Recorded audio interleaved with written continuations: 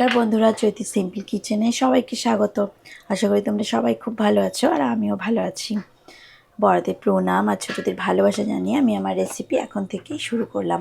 তো আমার গলার অবস্থা প্রচণ্ড খারাপ, কেউ কিছু মনে করো না, আমাকে ক্ষমা করে দিও। আমার গলাটা একটু ব্যথা হয়েছে, তাই আমার গলা এরকম ভয়েসটা এরকমই হচ্ছে, আমাকে মাফ করে দেবেন, প্রথমে বলে দিলাম।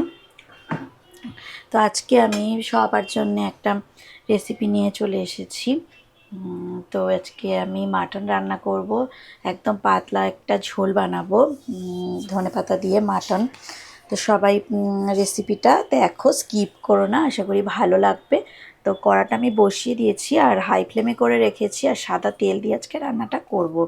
তো প্রথমেই আমি আলু ভাজা করে নেব। দেখো এইভাবে টুকরো করে কাটা বড় বড় আলু আমি কড়াতে দিয়ে দিলাম তেলের মধ্যে। তো ওই আলুগুলো আমি ভাজা করে নেব, প্রথমেই একটু লাল করে ভাজবো।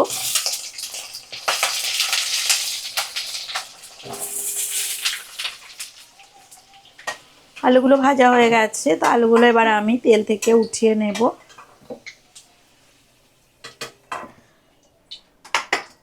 দেখো এবার তেলের মধ্যে আমি পেঁয়াজ দিয়ে দেব, আর তার আগে আমি একটু শুকনো লঙ্কা দিয়ে দেব। একটা শুকনো লঙ্কা আমি দিয়ে দিলাম। তারপরে আমি দেখো 3টে পেঁয়াজ, মিডিয়াম সাইজের পেঁয়াজ এইভাবে স্লাইস করে কেটে নিয়েছিলাম। তো দেখো আমি দিয়ে দিলাম। এবার আমি 2 চামচ নুন দিয়ে দেবো। আমি 500 গ্রামের একটু বেশি মাটন নিয়ে রান্না করব আজকে, তার জন্য আমি 3টে মিডিয়াম সাইজের পেঁয়াজ কেটে নিয়েছিলাম। এবার স্লাইস করে কাটা পেঁয়াজ দেওয়ার পরে দেখো আমি হলুদ গুঁড়ো দিয়ে দিলাম 2 চামচ।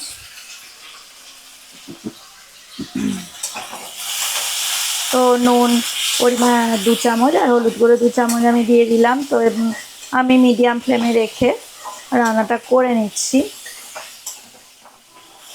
পেঁয়াজটা 4-5 মিনিট আমি এভাবে ভাজা করে নেব।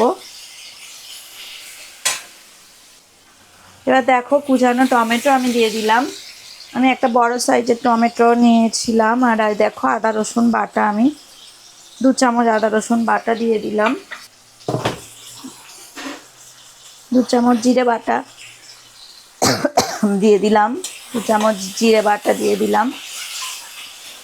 সমস্ত মশলা দেখো ভালো করে আমি কষিয়ে কষিয়ে রান্নাটা করে নেব। তো মিডিয়াম ফ্লেমে রেখেই আমি কষিয়ে নেব সমস্ত মশলা। দেখো আমি 2 চামচ টক দই দিয়ে দিলাম, 2 চামচের বেশি দিলাম। 4 চামচ টক দই আমি দেখো দিয়ে দিলাম। তো মাটন রান্নাতে একটু বেশি টক দই দিলে খেতে ভালো লাগে আর কি, টেস্ট অনেক বেশি হয়। দেখো আমি এবারে কাশ্মীরি রেড চিলি পাউডার 1 চামচ দিয়ে দেব, এতে কালারটা অনেকটাই সুন্দর আসে। 1/2 চামচ গরম মশলার গুঁড়ো দিয়ে দিলাম। আবার যদি মনে হয় তখন লাস্টে আবার আমি দেখো নামাবার আগেই দিয়ে দেবো। তো সমস্ত মশলা দেখো ভালো করে আমি কষিয়ে নেব। 2 থেকে 3 মিনিট এইভাবে মশলা কষাবো। গরম ভাত, রুটি, নান, পরোটা সব কিছুর সাথেই মাটনের রেসিপি দারুণ জমে যাবে। তো দেখো সুন্দর করে ধুয়ে রাখা মাটন আমি এবারে দিয়ে দিলাম।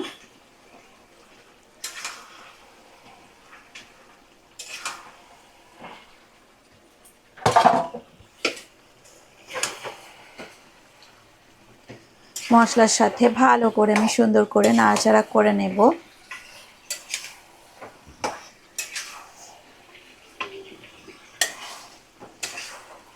মিডিয়াম ফ্লেমে রেখেই আমি মাটন কষিয়ে নেব, আর একটু দেখো ঢাকা দিয়ে রান্নাটাও হতে দেব, তাহলে সমস্ত মশলা নুন সব কিছুই মাটনের ভেতরে ঢুকে যাবে, আরও টেস্টি হবে।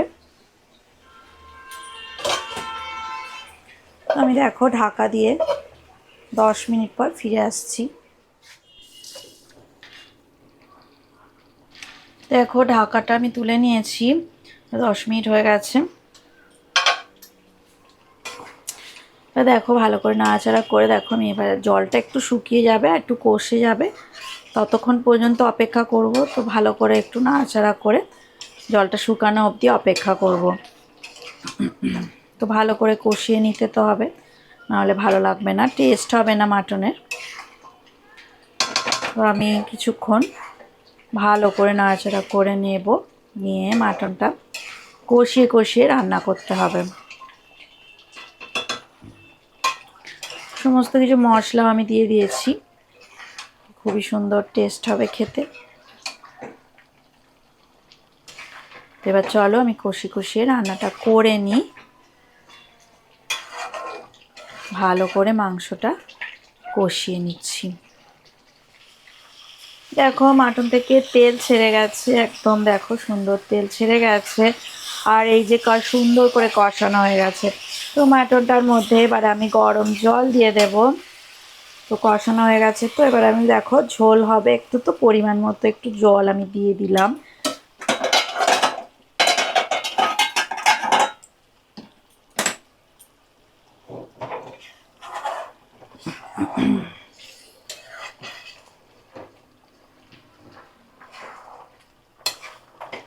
এইবারে আমি দেখো একটু কুকারে দিয়ে দেব, কারণ কুকারে না হলে সিদ্ধ হতে অনেক দেরি হবে। এইভাবে রান্না করতে গেলে 1 ঘন্টা ধরে রান্না করতে হবে, তাই ভাবলাম মাংসটা একটু কুকারের মধ্যে আমি দিয়ে দেব। কুকারেই সুন্দর করে সিটি দিয়ে সিদ্ধ করে নেব, 4-5টা সিটি দিয়ে আমি মাংসটা সিদ্ধ করে নেব। দেখো মাটন কুকারের মধ্যে আমি দিয়ে দিয়েছি, এবারে ঢাকাটা আমি বন্ধ করে দেব। কুকারের ঢাকাটা আমি দেখো বন্ধ করে দিলাম, 4-5টা সিটি দিয়ে ফিরে আসছি।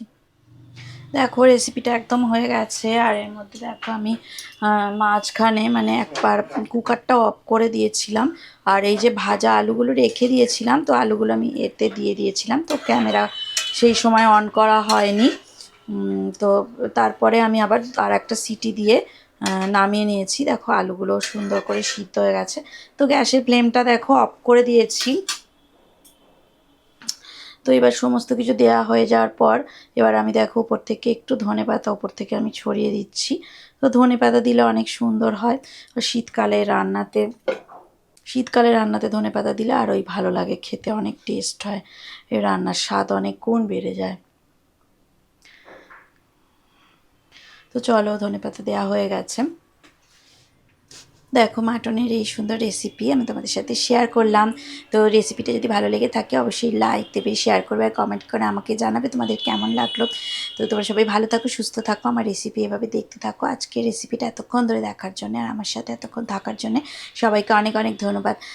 ধন্যবাদ। আর আজকে যারা আমার নতুন বন্ধু, যারা আমার চ্যানেলটা প্রথম দেখছো, তারা আমার চ্যানেলটা সাবস্ক্রাইব করে দিও। আর যারা পুরনো বন্ধু আছে তাদের তো অনেক অনেক ধন্যবাদ আমাকে এগিয়ে নিয়ে যাওয়ার জন্য। তবে আজকের মতো টাটা, পরে আবার নতুন রেসিপি নিয়ে তোমাদের সাথে আমার দেখা হবে। তো আবার সবার শেষে আমি মাপ চেয়ে নিলাম, আমার গলার ভয়েসটা এরকম ক্র্যাক হয়ে গেছে, তাই জন্যে মানে আমার ঠান্ডা লেগে গেছে আর কি, তাই জন্যে আমার ভয়েসটা এরকম প্রবলেম হচ্ছে। তো কেউ কিছু মনে করো না, আশা করি পরে আমি ভালো ভয়েস দিয়ে আবার নতুন রেসিপি বানাতে পারবো। আজকের মতো টাটা, পরে আবার অন্য দিন তোমাদের সঙ্গে দেখা।